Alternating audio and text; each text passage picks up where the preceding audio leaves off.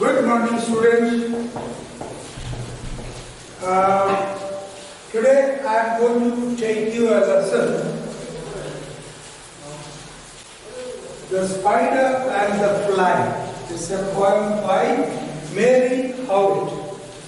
Now, before we proceed, let me tell you the lessons that are taken in English, both language as well as literature. It is meant for both the streams, that is for science students as well as humanities students. So therefore, if the classes I take in English language or in English literature is meant for both the streams, the science stream as well as the humanities stream. Also, the classes that are taken by Mr. K. Singh will also be for both the streams. There won't be any repetition of the topic taken by either of the teachers. So therefore, make sure you go through every lesson that is taught in English by either of those. Alright?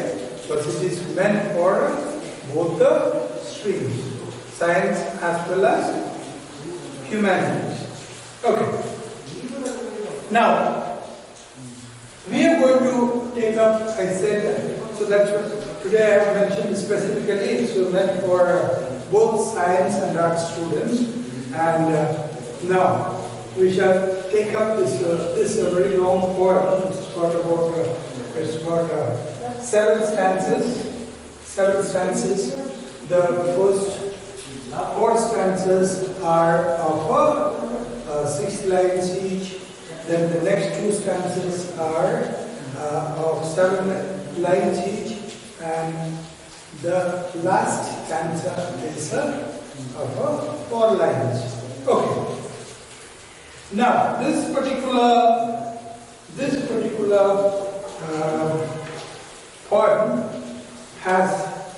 does follow a rhyme scheme, and the rhyme scheme, that is the ending of each line, the ending sounds of each line matching with the next line or is known as a matching or not matching. That is known as a rhyme scheme. So we have here the rhyme scheme for this as A, B, B, and C. So you shall find each 2 lines rhyming together. Alright?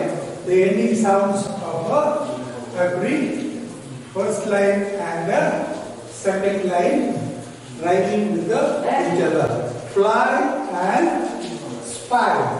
Alright? And the second, third and fourth lines rhyming together. Stare and dare. Okay? And then we have the fifth and sixth lines rhyming together. We have vain and again. Alright? So that is the rhyme scheme that is followed throughout. And one of the reasons why the poet chose this is because she had in mind mainly the children as the target group. She brought it mainly for the children. But this is not only a poem meant only for the children. It has definitely something for the adult world as well. Though the message is mainly for the children, and the composition is basically targeting the child audience or children, and yet there is something for the adults as well in this particular poem. Alright. Now, since she has used written mainly keeping the children in mind, she has used lot of sound effects, like for instance the rhyme scheme. Then you have the words like the figures of speech, like alliteration, that is the repetition of consonant sounds in a line. Okay.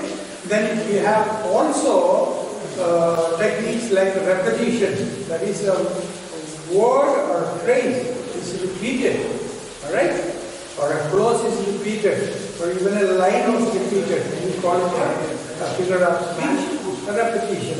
Such techniques are used. Now, let's see what is this poem all about. So this as a type of poem, we can classify it as a fable. Alright? What type of a poem is it? It is a fable. Now, let us see what is a fable. A fable is a story in which you have animals as characters endowed with the human characteristics. All right? There's a particular word for this. This is called anthropomorphism. Anthropomorphism. It's a word which means anthropos means human. Alright? Anthropomorphism. That means when you endow means give non-human characters with human traits and behaviors. We call it anthropomorphism. Alright? So a fable is a story in which animals are the characters. Animals are the characters. But they do have the traits or qualities or attributes of human beings. They act and behave like human beings. They can speak, they can think, they behave in all ways like a human being. And more than this, there is always a moral. Alright? There is always a moral associated with it. It will have a moral. What is that? A moral is a lesson. Alright? It will have a lesson. In other words, a fable is got an instructional value. It has something to teach us. Alright? It has got a message. It's got a moral or a lesson or a teaching. Something to be learned. Alright? So you have I told you that fable is a story in which animals are characters with human traits and behavior patterns. They act and behave like human beings. Alright. Now, so it is a story. Now this story, this fable is in verse. Verse means in lines, or not in prose, but in a poetic form. It's in a poetry. And why does the poet use this poetry? Because it is more effective than a prose. And that's why she has used this technique to convey the message that she wants to convey. Now, in order to understand what is a fable, I'll give you a few examples. Alright? Now, a parable is a story with a moral or with an instructional value, which has got a lesson, which has got something to teach us.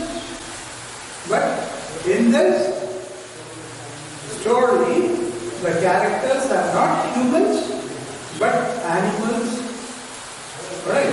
Or non-humans, even trees, it can be plants, it can be birds, it can be animals, okay? Or non-human characters. And therefore, when we give such qualities, such attributes of humans to non-humans, we call it anthropomorphism. Alright? Okay. Now, the main quality of it is, it has got an instructional value, it has something to teach us.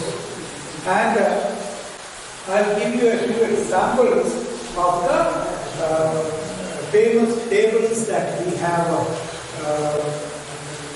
in literature. Alright? There are ample tables in what you call in an Aesop's tales. Aesop's tales is abundant in this kind of stories. Stories in which animals are, non-humans are specified.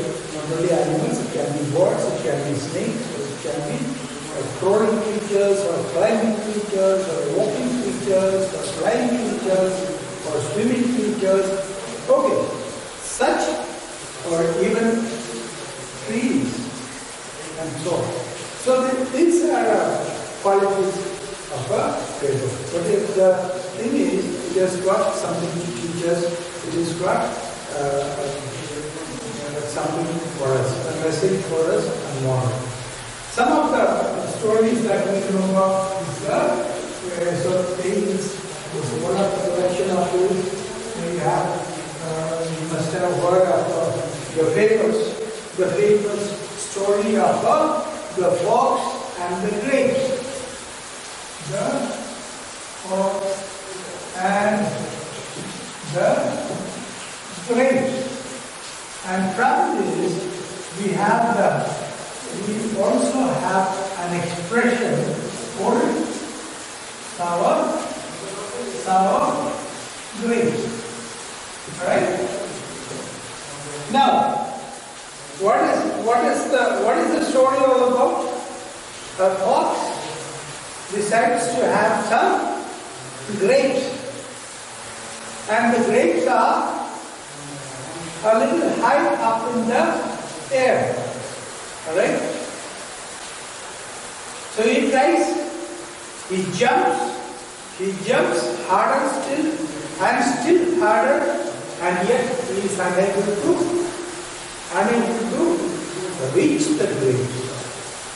So ultimately, what does he decide? He decides to forgo, to abandon, give up his idea of having a grape.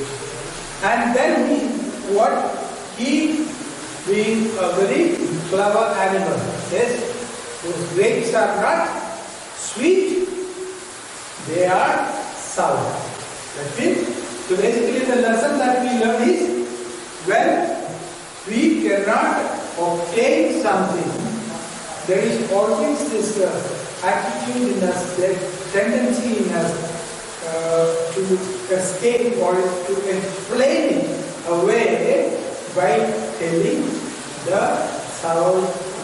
grapes are sour. That's because we are not able to have it. When we cannot have it, we call it the sour grapes. Okay. Next, we have heard of another famous one is the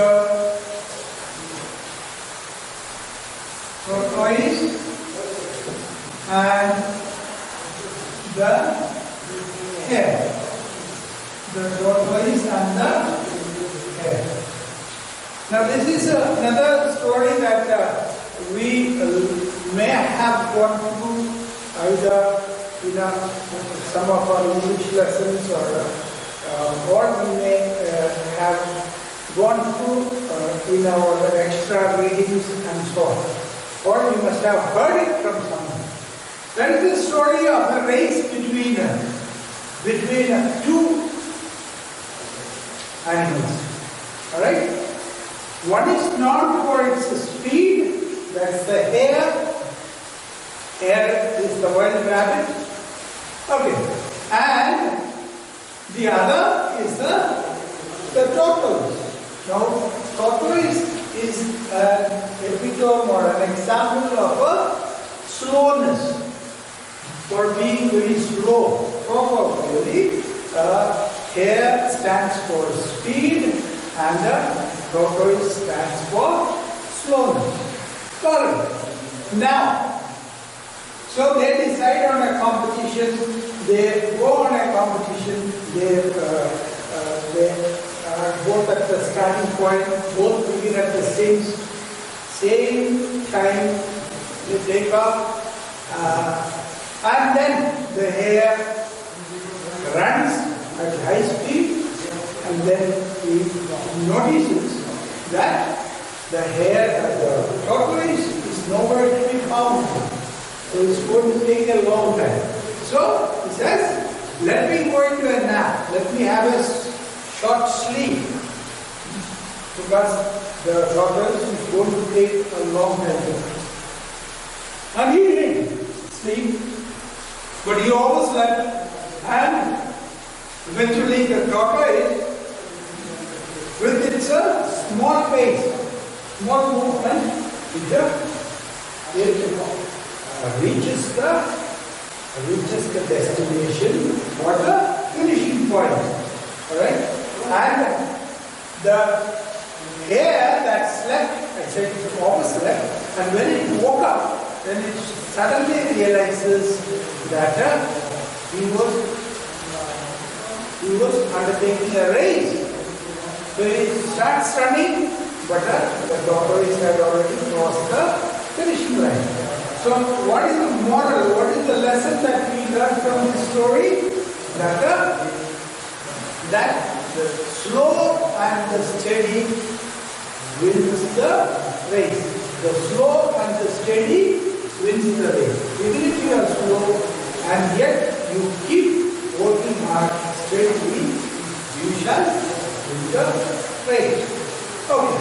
Then we have also other stories like the lion and the mouse. Right? So the lion, what's it about? The lion catches a mouse. Right. And what does the mouse ask? The mouse asks to be let off.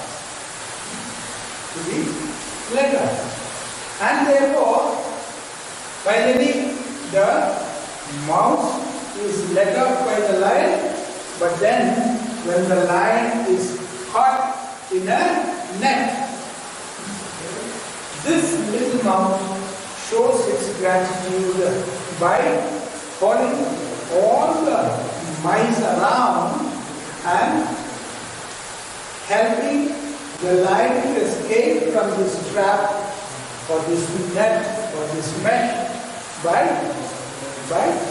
gnawing away the net in which he was trapped. Right? So that means you do a favor to someone or you help someone in need, or you shall always be paid back for it, knowingly or unknowingly. So that is something that we learn. You have also the story of the fox and the crow, and then the storm and the fox, and all kind of stories are there. All of them the moral, with the lesson. Alright. So that's what a fable is all about. I told you. And this is as a form of literature. This is a form in the verse. And therefore it has got a meaning. Alright? Now, the spider, and the fly. You must have heard of that expression. Have you heard of that expression? The spider sense. The spider sense. The spider sense is an expression. Alright? That is, the spiders are known to have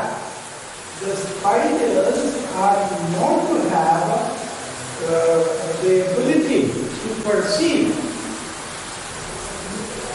Yes, it is any danger that is on the surface, the danger coming in the world. It is got an early warning system for the eye. It's got hairs on it which can detect the sound vibrations, even the low level vibrations of danger on the surface. And some of these species even have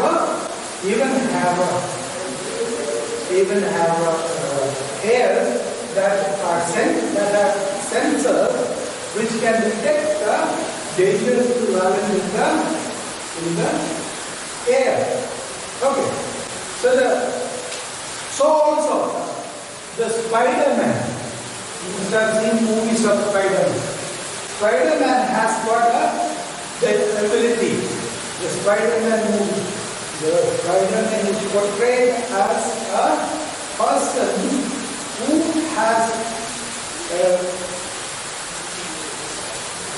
the ability to sense the greater the danger, how greater the danger, or how close the danger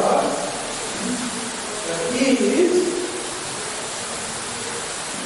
with the increasing in the tingling sensation in his brain or his mind. Alright?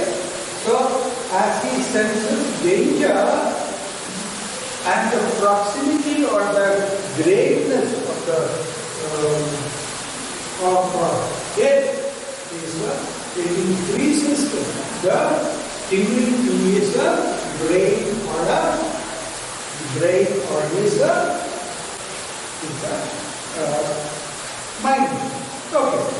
So that's from that you have that tingling sense, what I call the spider sense. So there is a common word that is often used by the common people. This is also called we call it the sixth sense. You must have heard of the sixth sense or the common sense. Alright? Sixth sense or the sixth sense or the common sense. That is something that we should be aware of. So in this poem, what is the basic message that to give? That we should be distrustful or useless sweet talk that is insincere, and he even advises us avoid coming in contact with sweet-tongued people with not so sweet intentions. That's what she wants us. Alright? Now this is in human nature, there is the sin called vanity. Vanity, or it's also called as conceit, pride, ego, and so on. That is something that is present in human nature. Okay? Now, when we have this, we have a tendency. When people praise us, we do not try to find whether, we do not try to identify whether the phrase is false or true, whether it is genuine or just flattery. Alright? Any false phrase is called flattery. And when we use this word, what is it? Flattery. What does flattery mean? False praise. There are people, the world is full of people who are cunning, just like the spider in the story, who tries to attract or entice the foolish fly into his web or into his trap by taking advantage of her vanity, or her pride, or her conceit, or her ego, by flattering her. By flattering. Now this stands for, both the spider and the fly, both stand for humans. Alright? There are people who are very cunning in the world, just like the spider. There are also abundant number of people in the world who can easily be put into a trap. Who can easily be trapped. Alright? So the innocent people are there in the world, the foolish people are in the world, and so you need to be clever to identify those people who are cunning and just like the spider, and do not become a prey, do not become a victim of their false praises, of their flattery, and fall into their trap. And I told you, she advises us, right, not even to come into contact with them. Because more often than not, ignoring the spider sense or that sixth sense or common sense, which tells us, stay safe. He says, and this instructions, this instinct, alright, this common sense or instinct is often good common sense and doesn't go well, doesn't end well. If we do not follow our sixth sense or the spider sense, that is, be very clever to identify the danger or the trap that is laid before us and try to avoid getting trapped. That tinkling instinct that is warning us when something doesn't seem quite right. We all have that tinkling instinct in our mind or in our brain when something doesn't seem quite right. And then, more often than not, ignoring this stay safe instinct and good common sense doesn't end well. Okay? So that is the basic teaching that this particular story has.